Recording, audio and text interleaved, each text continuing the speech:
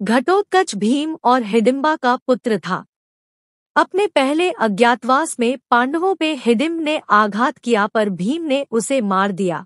यह देख हिडिंबा उससे आकर्षित हुई और कुंती से याचिका की। उसने वचन दिया कि पुत्र होते ही भीम को पुनः पांडवों के पास भेज देगी। फिर घटोत्कच का जन्म हुआ। गड़े के समान सर होने के कारण उसका नाम घटोत्कच पड़ा।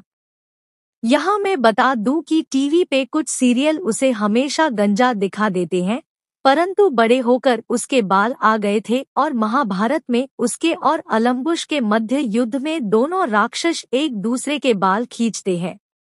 घटोत्कच बड़ा पराक्रमी था और मायावी शक्तियों से संपन्न था और रावण का एक दिव्य रथ और धनुष भी उसके पास था। रावण वन के कुछ मायावी सैनिकों के वंशज भी उसके दास थे। युद्ध शुरू होने से पहले कौरवों की सेना विशाल थी और उस विशाल सेना के साथ राक्षसों की भी एक बड़ी सेना थी जिसमें अलम्बुश, अलायुध और अलाम्बल जैसे राक्षस थे। दानवों ने वान पर्व में दुर्योधन को आश्वस्त किया कि वह पूरी शक्ति से उसका साथ देंगे। गंधर्वों के हाथों कर्ण और दुर्योधन की पराजय के बाद दानवों ने उसे आश्वस्त किया कि वह पूरी शक्ति के साथ उसके लिए युद्ध करेंगे। इसके उत्तर में घटोत्कच भी अपनी छोटी सेना लेकर आ गया। यह एक मिथक है कि घटोत्कच 14वें दिन की रात को ही युद्ध में आया और वह एक अकेला राक्षस था जिसने युद्ध किया। घटोत्कच और कौरवों के राक्षस पहले दिन से ही लड़ रहे थे।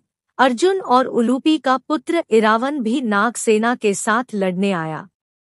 दोनों भाइयों ने कौरवों और उनकी माया का सामना कुछ ऐसे किया कि भीष्म भी घटोत्कच से चिंतित हो गए और छठे दिन समय से पहले ही युद्ध विराम कर दिया।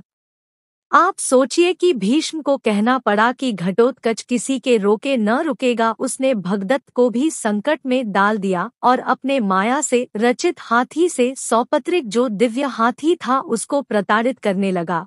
उसने एक दिव्य शक्ति अपने हाथ में जब पकड़ी तो देवता भी घटोत्कच का पराक्रम देख चकित हो गए, परंतु भगदत्त वैष्णव अस्त्र से सुरक्षित होने के कारण विजयी रहा और घटोत्कच को गायब होना पड़ा। 8वें दिन अलम्बुश और इरावन के मायावी युद्ध में इरावन मारा गया तो घटोत्कच अपने भाई की मृत्यु से क्रोधित हो गया और आगे चलकर अलम्बुश को मारकर प्रतिशोध लिया। घटोत्कच ने युद्ध में कौरवों की राक्षस सेना की दुर्गति कर दी। प्रमुख राक्षसों को अकेले मार गिराया और यह सिद्ध किया कि गुणवत्ता मात्रा से अधिक प्रभावी होती है। घटोत्कच ने 14वें दिन की रात को प्रचंड प्रहार किए और कर्ण आदि सब भाग गए। तब अश्वत्थामा ने उसका सामना किया। एक बार अंतर्धान होके वह वापस आ जाता। इस प्रकार न कर्ण न अश्वत्थामा कोई भी उसे रोक नहीं पा रहा था, इसलिए कर्ण ने विवश हो शक्ति अस्त्र का प्रयोग किया। इससे उसकी क्षमता का भान होता है कि उसने कर्ण को विवश कर दिया। वास्तव में घटोत्कच ही पांडवों का ज्येष्ठ पुत्र था, परंतु वह एक राक्षस भी था, इसलिए प्रजा के हित को ध्यान में रखते हुए उसे कभी भी हस्तिनापुर का राजा बनाया जाने वाला नहीं था। इसके बाद भी वह अपने पिता के पक्ष से युद्ध में लड़ा और वीरगति को प्राप्त हुआ। केवल वह ही नहीं, उसका पुत्र अंजनपर्वा भी युद्ध में वीरगति को प्राप्त हुआ। पांडवों की जित के पीछे घटोत्कच का बलिदान भी एक कारण था।